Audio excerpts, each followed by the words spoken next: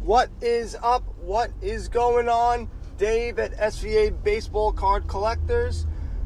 If this is the first time listening, this podcast is generally geared towards people, guys, and one or two women who are getting back into the hobby after being away for a long time. How are you guys doing today? I am driving to my job like I do every single day, as most of you know. Listen, Topps Series 2 is out and everyone's making a big deal, a big stink all of a sudden. Gary V, who is a entrepreneur, self-motivator, all-around good guy, actually has a baseball card insert in this series, and he talked about it in his social media, and it sort of is starting to blow up, and people are starting to sell his cards. There's one that has Derek Jeter on it, and they're starting to sell for being listed $10 or $12. I don't know if they're being sold for that much, but his stuff is starting to sell pretty well. But just like everything else, and what I've said before, hype. When something is released the first week, everyone's hyped and amped up about it. And even myself, I spoke about this before, I really didn't give two you-know-whats about Topps Series 2. I think it's rather pointless. Make Topps Series, make it just one Topps set, that's it. And then you have the update set. Call it a day. But no. There's other people that haven't been, put in from Series 1 and that are in Series 2. They're missing. And there's going to be even more. Why don't you just wait? Do one set now that comes out, or maybe like in May, and then just I don't know. It's just, I think it's tomfoolery. I think it's Topps just trying to gain extra money out of it. And it's not like they give you different images and things like that. It seems like they're using same images from Bauman, from Topps, they just don't care. From last year to this year, they're just making things, whatever. That's just me. But even still, like I said, I was almost on the verge of buying a blaster case based off of what someone said that I've never, a person I don't know on a forum. Because you get amped up. You start going, oh man, people are opening up cards. They're starting to sell well. Maybe I will, be able to sell these 80,000 commons that you're going to have that are from the last, and then all the ones that you have previously that you said you're going to get rid of. And that's really the main thing about Topps. It's all these commons, and it's just, I don't want them all. I don't care. I'm not collecting the entire set. It's just, I don't know. So, but still, even with all these thought processes in my head, I still wanted to buy. Partially because eBay now has for most people, I don't know if it's everyone, but get a 13% eBay bucks. I think it ends tomorrow. Just take a look at it.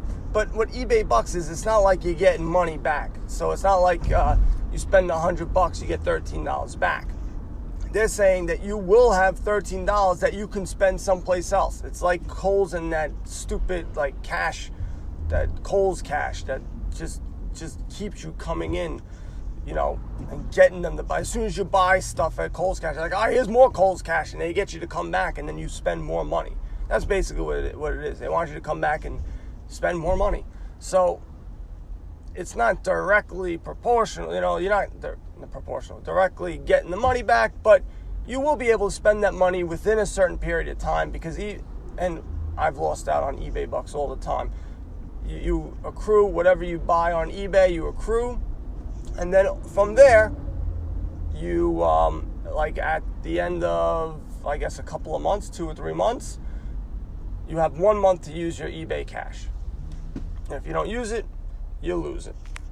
So, speaking of blowout forums, you guys should check it out, especially when new cards are coming out, because a lot of people who are opening cases, opening boxes, tell their story, or how they've been, their boxes have been. One said that there's damage on a couple of inserts, evolution, and significant statistics. There's a 25 card set, and they fall 5 per case. So they're not easy to get to, and they're people opening up being damaged, which may be good, because if a lot of people open damaged, the ones that survived could be worth more money. So just be on the lookout for that stuff. Who knows how widespread it is, but on the forums it did come up. That's really for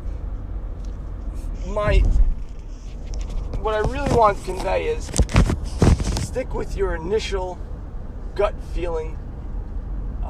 Try not to buy into the hype of a new set coming out if you really didn't like it previously, and now you're seeing people opening it and people selling it, and you're going, my God, I got to get in on this.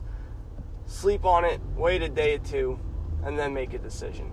Don't go on social media then, or don't, really pay attention about what's going on, which would be hard to do, but just, if you have a plan, stay focused. I'm trying. But it's sometimes hard. I think Topps Update is where it's at. Topps Heritage High Number is where it's at. You're going to get all the rookies that come up that haven't been up yet, and they're starting to do well. That's when you're going to get their card. Yeah, you might miss out on a SSP, Vlad Guerrero Jr., just buy it on eBay, spend a couple extra bucks. You're going to spend more money chasing after that card than just going out and just buying it. You can buy it with your eBay bucks. There you go. Call it a day. Another thing, I've said it before, I don't know if people are still, you got new people, Ebates. It's very important you use Ebates. You can use it for anything, but eBay is really good as well. You get 2% cash back. Now, what does that mean? Same thing. You spend $100, you're going to get $2 back. You go, what's the big deal, Dave? That's not that big of a deal. It adds up after time. It really does. You can use this on other websites, not just eBay. And some websites have 10%, 12%, 5%. They have specials and things like that. So it's really, and it's a nothing thing to have. You put it on your browser, you literally just click a button, and then you go, all right, you got Ebates, and cash comes in. I use it all the time. I think I've gotten like $300 or $400, in maybe a year or two period. Is it a ton of money? No, but I shouldn't say that. I've gotten more, and it's nice. All of a sudden you get back home, you get something in the mail, and you get $50. That's a lot of money. I've gotten checks Black Friday, in the Christmas time. I was getting $7,500 in Ebates, which is a decent amount of money.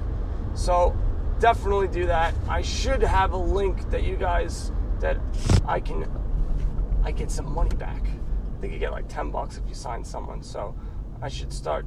Maybe I'll put that on my website, and if you can hook a brother up. But if not, I don't care. Just use it. Also, gift cards. A lot of people now, it's going to be difficult for baseball cards. So this is more going to be just a general life thing. You can get gift cards. One of the places is Raise, and you can buy discounted gift cards. Amazon, Walmart, Target, eBay, you're not going to get squat. It's nothing. I don't even think it's 1%. It's really not even worth your time, because it's like pennies. But other places, it's like 10, 15%. And it's worth it. So I went to Applebee's. I love me some Applebee's and boneless buffalo wings, and it was 18% off. And I just paid, with the app. Now, that's what a lot of online flippers do, is they buy stuff, they use Ebates, they use their discounted gift cards. So instead of something costing $10, it'll cost them $6 or $7, which when you're reselling something, you have that much less money that you have more play with your competition, and that you can go down and still make a profit where they will be losing money. So just a couple of tips there. Little tips. So Topps Museum, I know, is coming out, real soon, I don't know if I'm going to buy a box. I still don't know. I don't think I am. Because I think it's just too much money. And if there's cards that I want, I'll just buy them. And it'll be cheaper. I haven't been... Right now, I'm not in collecting mode. I'm trying to find good deals. I think Estevan Florial, who is one of the Yankees' top prospects, he was hurt and he's coming back. When his cards came out, they were going for insane amounts of money, his autograph. Even for his base. I don't remember if it was this high. It was that high. It was like $500-$600, maybe even more, maybe even $1,000. It was really expensive when he first came out. And that's what you'll see if you're just getting back in. The real craziness is going to happen at the end of the year with your Topps update, with the Heritage High number, with Bauman Chrome, and then you're going to have Bauman Chrome, you're going to have the Bauman Draft. That's when stuff gets insane. People spend insane amounts of money, and I think I'm going to buy a case of Bauman Draft. And literally it'll be guys you never heard of. Now, if you're following minor league baseball, if you're going on Fangraphs, I wrote an article about that on my website, svacardcollectors.com. You can follow the guys. You can go in minor league. You can go MajorLeagueBaseball.com and see who the top 100 prospects are. And you can follow along with who's doing what. And you can see out of the top draft picks who's doing well. I know the big guy was the guy from Baltimore, was a catcher. I forget the guy's name, but in one of the playoff games in college, College World Series, they walked him with the bases loaded. You don't do that to too many people. So this guy is the real deal. So take a look. He's a catcher. Just throw it in Google. It'll come up. But he'll probably be one of the big guys that but the whole thing is he's got to play well in the minors. He's got to do well. If he does well right off the bat and they're hitting home runs, and that's the key. Guys who hit home runs, those are the guys that tend to go for more money. Very difficult, and I didn't point this out. Starting pitchers, because they're so susceptible to injury, a lot of people don't like to go prospecting for them. And right now you have Casey Mize is the big guy, and one of the reasons why he's the big guy is he's pitching well, but he also threw a no-hitter. So that really bumped his stock up.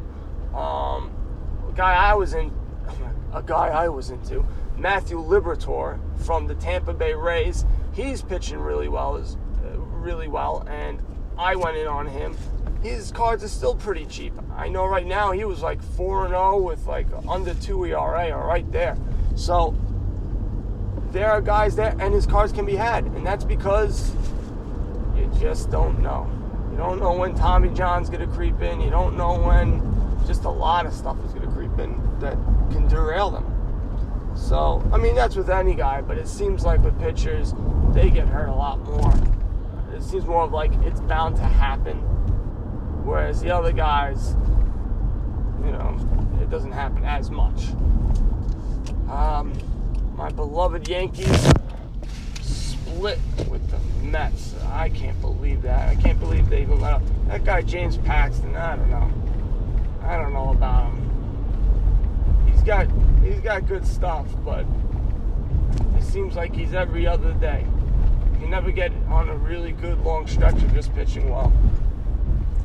We don't get starting pitching. I think Yankees are doomed in the playoffs. They're gonna make the playoffs. I'm not even worried about that anymore. I think I think Tampa Bay is in. I think it's Houston's in. And I don't think Cleveland's going to catch up to Minnesota, so I think Minnesota's in. And it's just going to be the last playoff spot. Is it going to be Boston? Is it going to be Texas? Or some other judge rule team that I don't know about? Maybe Oakland? I don't know. But that's what I think. All right, guys. I'm at my job. SVA Baseball Card Collectors on Facebook, SVA BB Collectors on Instagram, Twitter. I've been mostly on Twitter lately. I go back and forth. I should be a little bit on everything, but I'm not.